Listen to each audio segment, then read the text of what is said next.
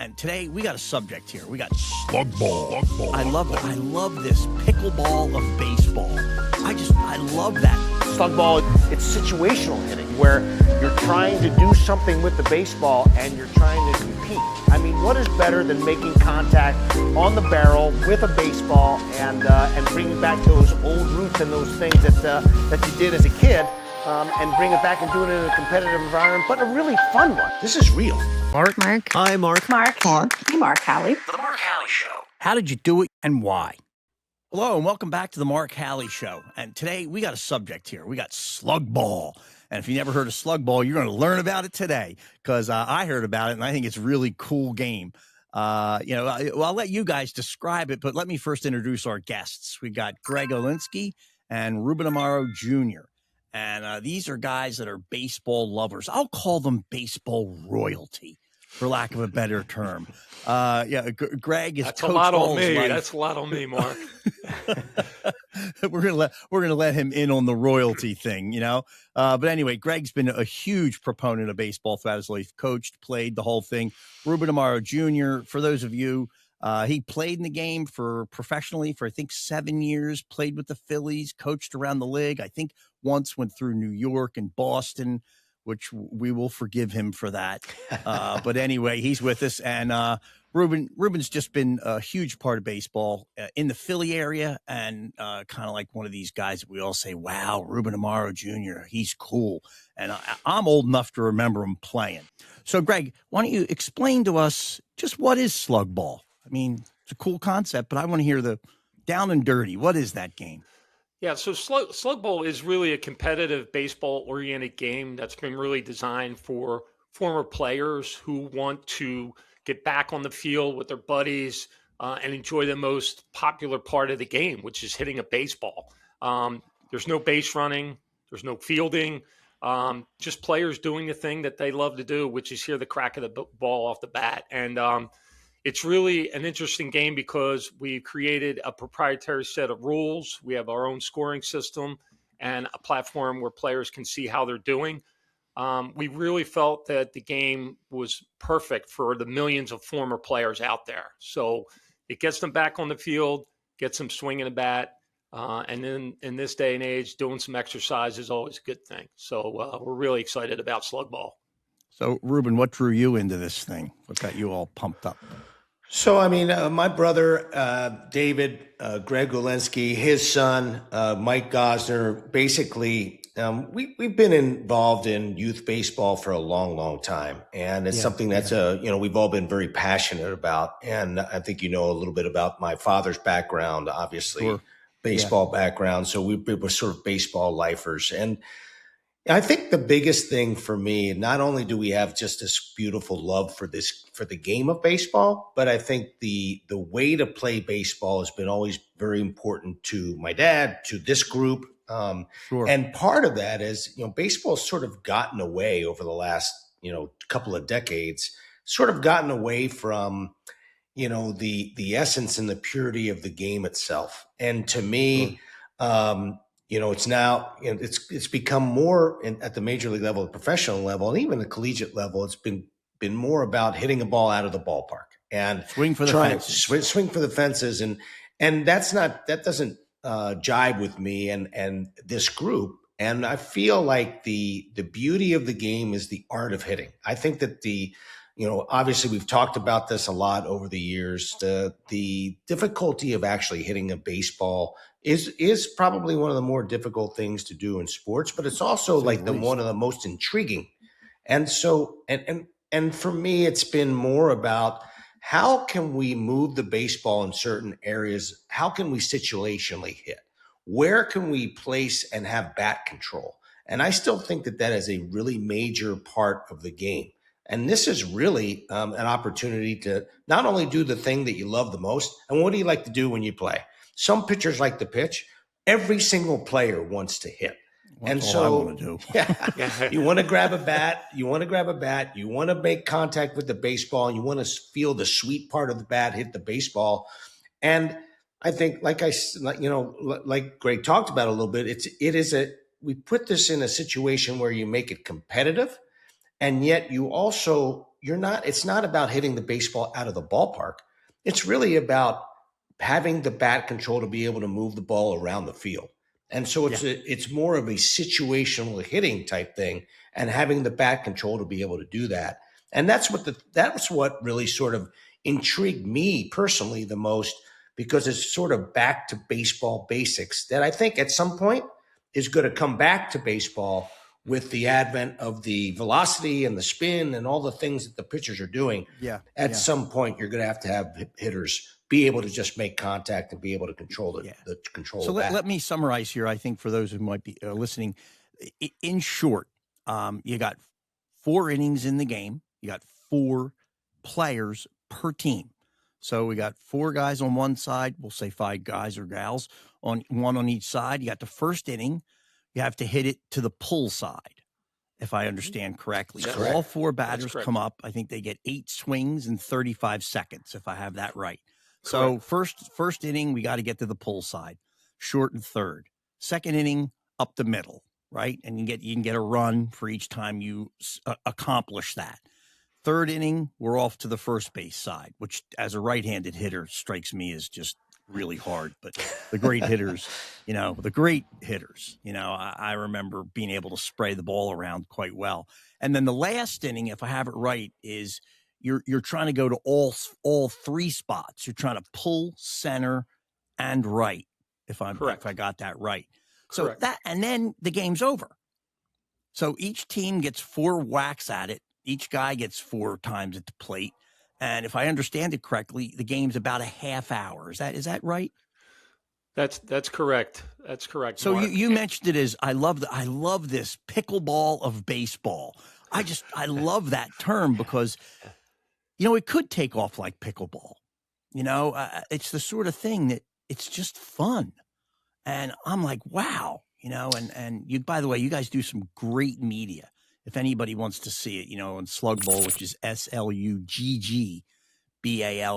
is something. Take a look at some of the videos in YouTube's because it's really, really well done.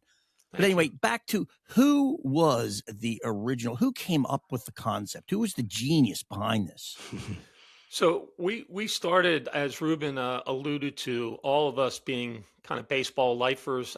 There was a gentleman that had worked with me at another project, and he had this idea to do a batting practice type of game, kind of similar to what pickleball is for tennis and flag football is for football, but an alternative form of baseball that kind of fits in the ecosystem of baseball. And we got together, Ruben, his brother David, who I've known for well over 25 years. David's sons and my son played growing up.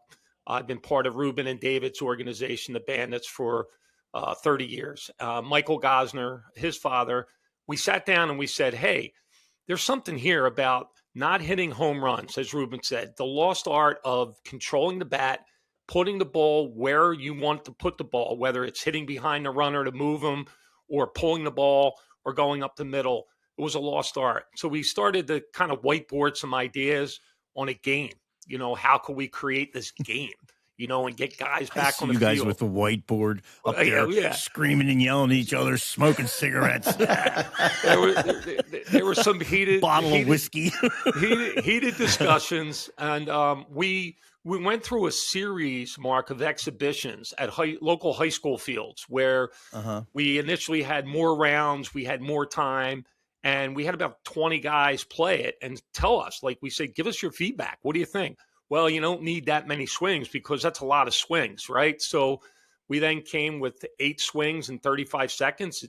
Perfect 4 guys get through the round. And the rounds, we initially had a 5th round, but it was just running too long. And what we thought was the game needed to be, a quick game, 28 to 30 minutes long. And be competitive. Be competitive, right? Be competitive because these guys, former players, when you get them back on the field, you get a bat in their hands, they want to compete. They want to win. If they're getting on the field between the white lines, Ruben will tell you, they want to compete. And Ruben was part of the original, group, taking swings, trying it out. And can you still hit, Ruben? Are you not very well, just like I was when I played. I wasn't a very good hitter. So the reality of it, Mark, was that for me, I felt like that I'm an avid golfer, and I also play pickleball. And I found myself when golfing that, at some point, and this is probably true for most like duffers, is that even though that you're trying to sort of compete against yourself, you're also making bets with your buddy, with your partner. You're also right. Exactly. So, and I felt that same way with pickleball. Like when you get out there and you get that bat in your hand, you are trying to beat that other team. And so we felt like it was almost in a lot of ways like having, a competitive outing, doing something that we loved. Okay. Grew up loving baseball, and there's no running. There's no defense. How difficult is it? How difficult is it to grab 18 players and go play a sandlot game when you're 35 years old or 23 years old or whatever the case may be? It's never going to happen. And so how do we make this competitive and fun in a really tight environment that, creates something that you want to do and something you really love to do? And we kicked around a lot of different ideas, but when we showed it and played it and actually had others enjoy it, one of the things one of the great feedbacks about it was that the guys loved it. They really enjoyed the competitive nature, the quickness with which you get automatic results. You get the games done very, very quickly. I mean, there's a really cool technical piece of this that we have now, we have proprietary, things for. I mean, it's really, really cool that you can measure your ability to handle the bat. You can do a lot of these things, and you can beat up on your buddy who you're trying to compete against. Yeah. So, I'll only mention one thing real quick. When I was a little kid, we used to play 3-pop 6 grounders. Did you ever play that when you were young?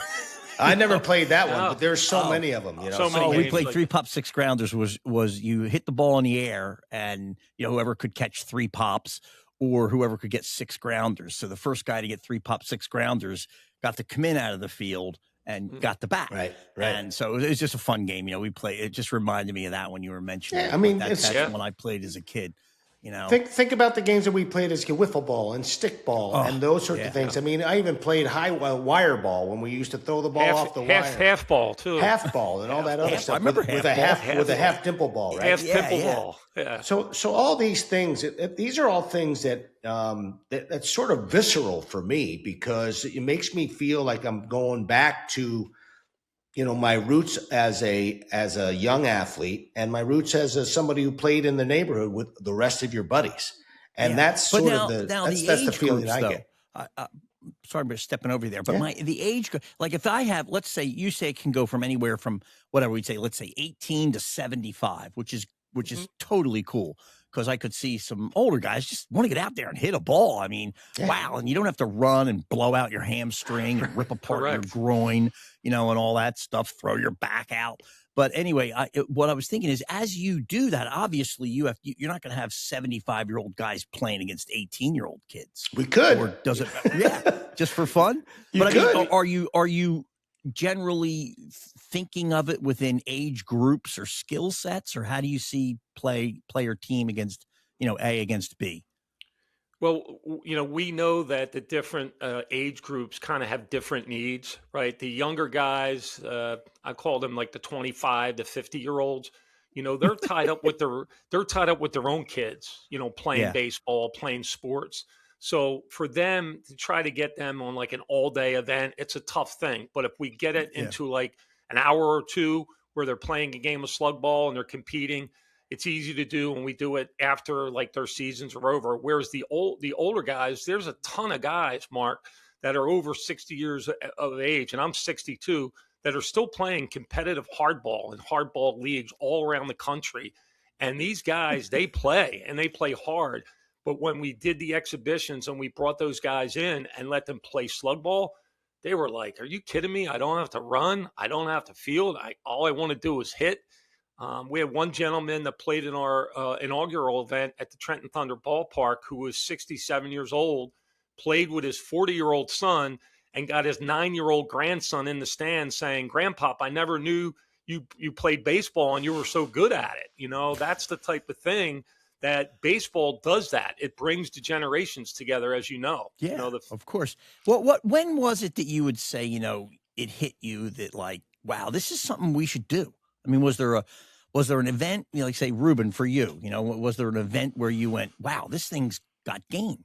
Well, I think when we actually went to Trenton and we did that was the time for me where we actually brought some guys who were just out of college, some guys who were still just in college, some guys who were coaching and played with each other in in area universities, to watch these guys compete against each other and to watch their joy and their emotion and their competitive. I thought to myself, wow, this is something that can really happen. And it's something that we believe that we can develop into something a little bit larger. Now we're trying to scale it, like, we're trying to be careful about how we do so. But the reality of it is that every single one of these guys that we talked to and the people that, played in this game felt like we came out of this thinking ourselves,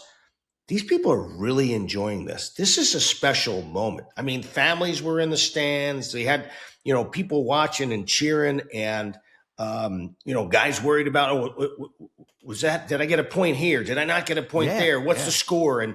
And competing against each other. And I think, to me, on a personal level, that was when I felt like, wow, this is real.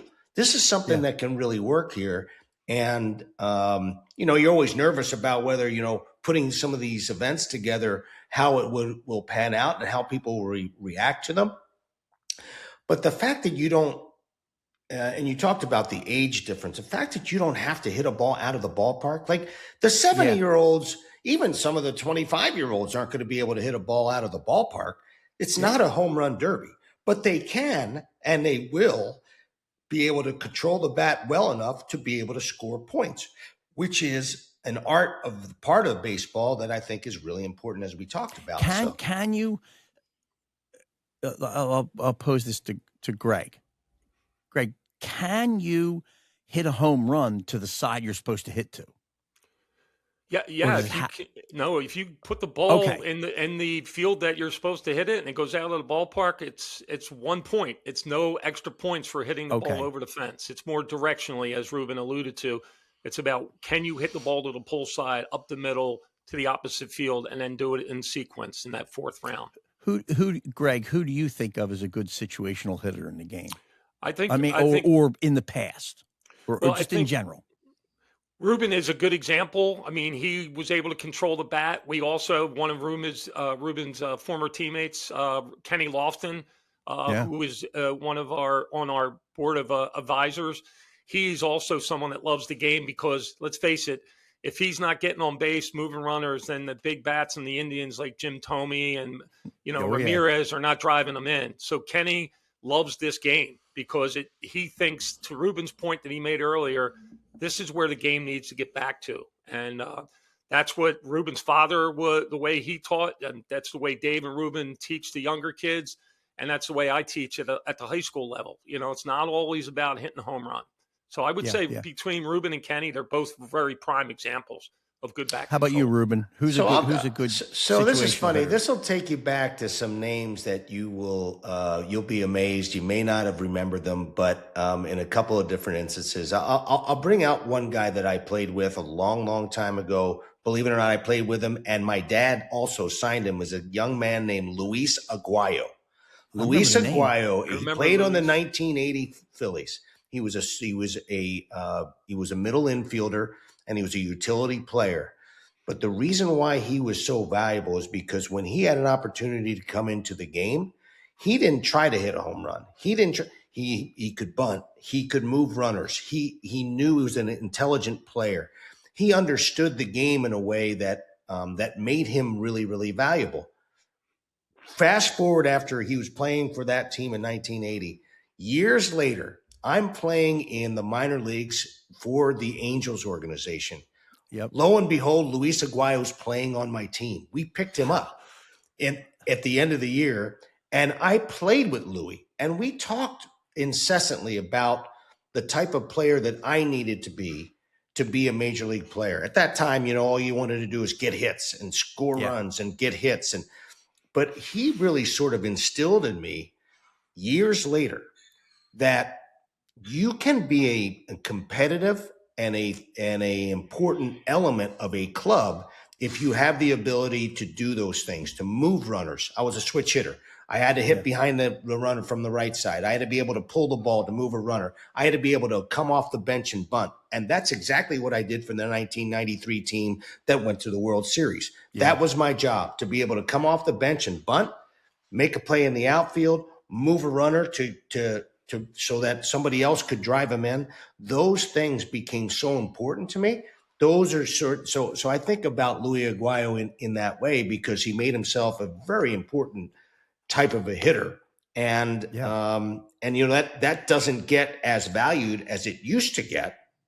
But I think it will again. I mean, I think about guys like Luis Ariz in this day and age, who knows how to hit, who puts the ball in play, who has the ability to move runners and to have competitive at-bats.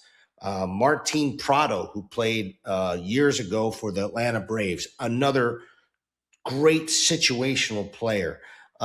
Even guys like Chase Utley, always very important to him to move a runner.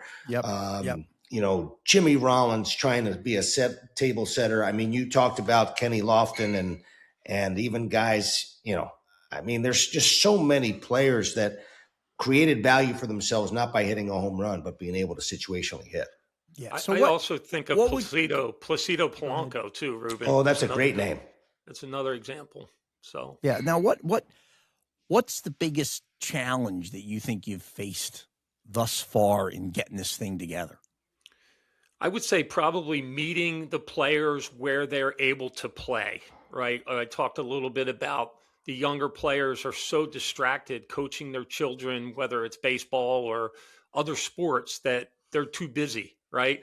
The idea of them taking a 5.5 hour day to go play around the golf is even tough for those guys, right? So if we can get them to the ballpark for an hour and a half, 2 hours, and their kids can come watch them play, and their spouses can come watch them play, it's a little bit easier. So I think meeting the prospective players where they're available. For instance, the older gentlemen, they still play, but they would like to play after their season ends, where they're playing hardball ball. So like late August into September, October, that's the time frame when they would love to do a Sluggball league and keep swinging, even though they don't have to run. There are a group of people that are at the age where they don't want to run. So playing Sluggball is the way that keeps them into the game. And really, that's what Sluggball is about, getting a way for former players to find themselves back into the game.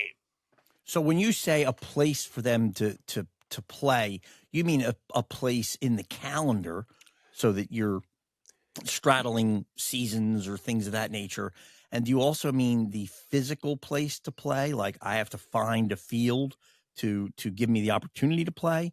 Or do you mean both of those? Yeah, it's really both, Mark. Time of year and the fields. Obviously finding fields with lights that we could play at night, make it more convenient for people. But also, we've done events at high school fields that are, really good fields that are available to us. And that's kind of the plan, is to find those fields where we can get out there. It doesn't take long to set up the game. Like I said, the game's over in 28 to 30 minutes. So finding those fields that are convenient for the players as well as the convenience for their calendar. So it's both. And then let's hear about some of the exciting things that have happened thus far. I know you mentioned a handful of them when I was on the phone with you, Greg. But I think it'd be good for the audience to hear just, some of the things that, maybe an event or so that you felt really, really hit home for you. Sure. We've been developing this for over 2 years. So 1 year probably in development. We launched last year. We had 8 different events across 3 states. We had over 150 players play the game of Sluggball. 44% of them came back and played in other events, and 75% said, I'm coming back. I want to play again. That was what the really cool was, because, and all of that I can say was accomplished with a very minimal marketing spend, and I'm a marketing guy, right? So you alluded to our social media and things like that. It's really been that. It's been that word of mouth and the relationships that we have in the baseball communities. Ruben, David, myself, my son, the guys that coach, spreading the word, and we've gotten so many former high school coaches out there playing. The players range from high school age all the way up to 77 years old. So it runs the gamut. And I would say, to Ruben's point earlier, I think the first event we did at the Trenton Thunder was really an interesting way of saying, holy crap, we really got something here. These guys and were the loving Trenton it. Thunder it's a minor league team, right? It's an independent league, independent team, not affiliated with a major league team, although they are pursuing affiliation right now. Beautiful facility. Used to be, Ruben, correct me if I'm wrong, I believe it was a Yankees farm team at one time. Correct. And we had an event there. We've had an event in Lake Erie Crusher Stadium. It went really well. We also did one at the old Camden River Sharks, which, Mark, if you're familiar being back in the area, it is an unbelievable facility because the Ben Franklin Bridge sits in the outfield, and we did it at night, and we had guys just loving it, playing with their friends and their family, but their kids watching them play on that field is just an amazing experience. And like I said, probably to a man, we've never gotten any negative feedback. It's always like, when can I play again? This is such a cool thing. You guys are really on to something, and let us know when the next event is. We want to play. So, all right. So now we go. Now we got a little more jet fuel in this thing. And so we're let's say, here we are midway through 2026, and I'm thinking now I'm the boss of the company. Guys, what's the forecast for this year? What's next? Well, I almost have an order. That doesn't count. No, but all kidding aside, what's got you pumped up for this year or going into the next, say, 12, 18 months? How about you, Ruben? What do you think has got you fired up? Well, I just think the overall popularity as we continue to try to build this thing, and Greg can talk a little bit more about what the future holds here for the organization. But the overall popularity for me has been the thing that's been exciting. We've been featured on MLB Network. I've done a bunch of stuff on WIP where I've mentioned it. I also have a podcast, as you probably well know, the Phillies show that. We've discussed it a little bit further, and our social media people have been fantastic. I just feel like there's some momentum here to try to build on what we've already sort of established, but build it in a thoughtful way, and not to try to overdo what we think is a great idea. Yeah, you can waste a lot of money if you don't think about it. Money's always tight. And I always say, no matter how much money you got, you could always use a little more. And you can always use money. Especially when you're selling and marketing, man, you can chew up money in a heartbeat, and it's a hard thing to focus on. So Greg, what are the things that you are focusing on? Let's say in the next 2026. The first thing I would probably start off with is we are in the process of finalizing plans for our Sluggball All-Star Classic that's going to come in early August, which is a natural tie-in. Mark, as you know, Philadelphia, for the first time in a long time, is hosting the Major League Baseball All-Star Game. So yeah, I know that. We are positioning our event that's going to be tied in early August. And it's actually going to be benefiting two charities that are very near and dear to the Philadelphia baseball community. One, the Ruben Amaro Sr. Foundation, which helps defray the cost of playing baseball for inner city youth in the city. And also the Darren Dalton Foundation, which I'm sure you're remembering Dutch Dalton. And he passed away of brain cancer.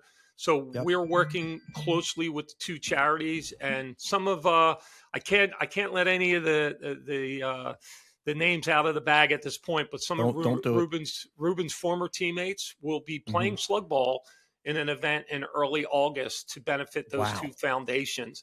One lucky team may also be playing against the Phillies, former players. So that's an event that's coming up. Then we also are looking at, we're really flexible in the way the game can be played. So single day tournaments, leagues. We're in the process of planning a series of events where we'll have a local sponsor where there'll be single day events, and the winners of those 4 events will then play for a championship at a higher level, like Trenton Thunder or the Camden River Sharks.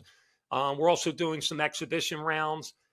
We've been in deep conversations with some college baseball programs that I won't mention the names, but as you know, college baseball programs do golf outings with their alums. Sure. They are now looking at Sluggball as an opportunity to get those former players back on the field at their campus sites. Yeah, if I can interject on that, I think that this is one of those things that for me, I played at Stanford. We used to have an alumni game. We used to go back there and play the current players, right? Yeah. Well, none of that. How much cooler would it be for us old guys, instead of having to go actually play a baseball game against these young guys, to go compete against them in a Sluggball tournament?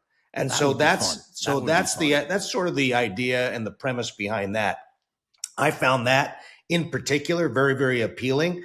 Then rather than having to go and play golf for 4 or 5 hours and go through a tournament, let's go play some Sluggball up against those kids and see if these young whippersnappers can handle the bat. Right? Yeah, that would be fun. That's a good point. That is something that is really appealing to me. We've had some discussions with some area colleges about that as well.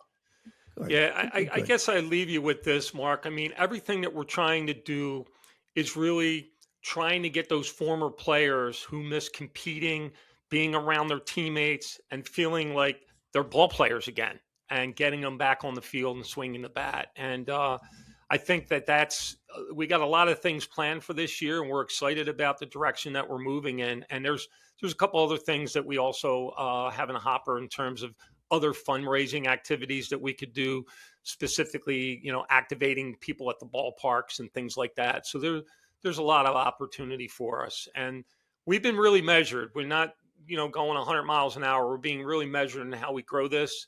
We know that the game is popular and people want to play it. And that's what we're going to continue to build on. Good. And the hope is to eventually have some method of franchising it. Is that right?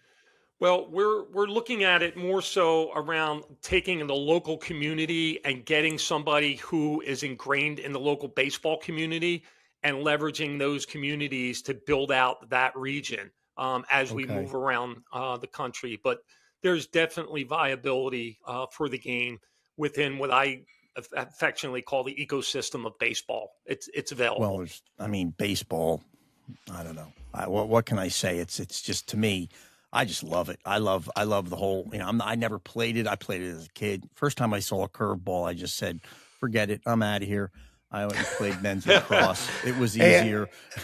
Mark, I said the same thing when they started throwing me curveballs in the big leagues. I said, Mom, I'm coming home. That's enough for me. But I did want to mention, there's what is the number? I don't know how many millions of players, 6.9 million. 6.9 million former high school baseball players, ages 19 to 75. Think about that number of people who once played baseball, who would still love to play baseball. Obviously, many of them cannot play. Some of them play in, advanced leagues and such that Greg mentioned before. But there's so few avenues to, going to a batting cage is one thing, but going to and competing against your buddy in a baseball environment where you don't have to go play defense, you don't have to run the bases, of that stuff I think it creates an environment for competitiveness, for joy, and for nostalgia that people just don't get after they play high school baseball or after they play youth baseball or